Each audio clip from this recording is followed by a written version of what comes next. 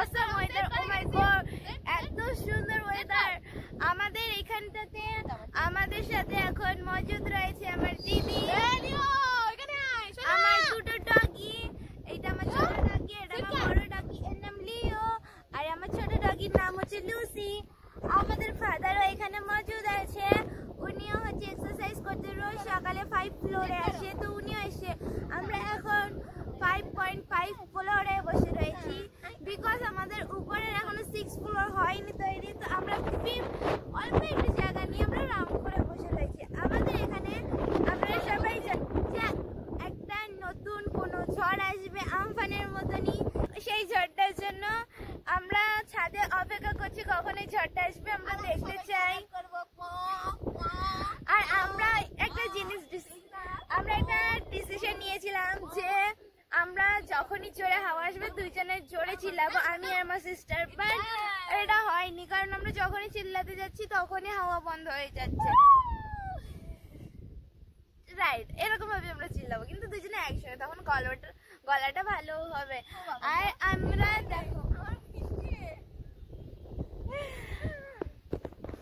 আমাদের আশেপাশে পুরো গ্রাম এলাকা, তাই জন্য আমাদের এখানে ভালো হাওয়া হয়, কিন্তু জানি না কে যেন কালকে রাত্রে সব জঙ্গল কেটে ফেলে দিয়েছে, তো তাই জন্য অত সুন্দর লাগছে না। আগে যেমন অসাম লাগতো আমাদের জায়গাটা আশপাশ, তা আমি আপনাদের আমাদের জায়গায় আশপাশটা দেখাবো। হচ্ছে আমাদের আশপাশের ভিউ, এখানটাতে হচ্ছে আমাদের ওইখানটাতে একটুখানি শহর রয়েছে, ওই দূরে ওইটা আমাদের প্ল্যাটফর্ম, এখান থেকে দেখতে পাচ্ছেন এইটা আমাদের বাড়ির পিছনে, এইটা আমাদের 3 ফ্লোর, আমরা একদম টপে বলেছিলাম রয়েছি এখানে, আর পাশে কিছু নেই। আমাদের ড্যাডি এক্সারসাইজ করছে, আর আমাদের যত দূর দূর দেখবে খালি তোমরা জঙ্গলই দেখতে পারবে। আমাদের বড় ডগি শুয়ে পড়েছে কারণ ও এত হাওয়া নিয়ে দাঁড়াতে পারছে না, আমাদের ছোট ডগিও শুয়ে পড়েছে। আমরা সব পাশ গিয়ে এখানটাতে বসে রয়েছি, কারণ সেখানে জল হতো তাহলে আমাদের বেশি মজা হতো। এত জোরে হাওয়া, আমরা চিল্লানোর জন্য রেডি। ওকে ওকে, আপনারাও সবাই রেডি?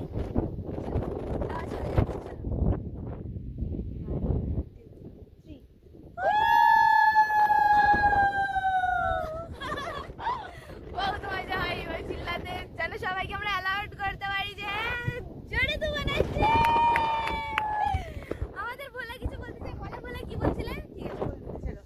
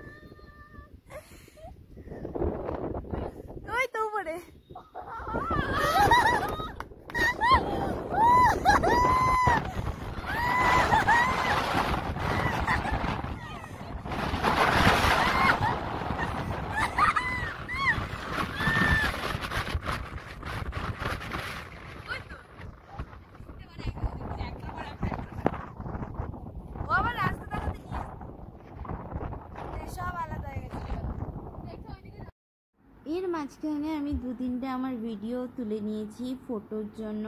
এগুলো থেকে সব ফটো আমি ক্লিক করব, তো তাই জন্য আমি কিছু পোজ দিয়ে আমি আমার জন্য ফটোও তুলে নিয়েছি।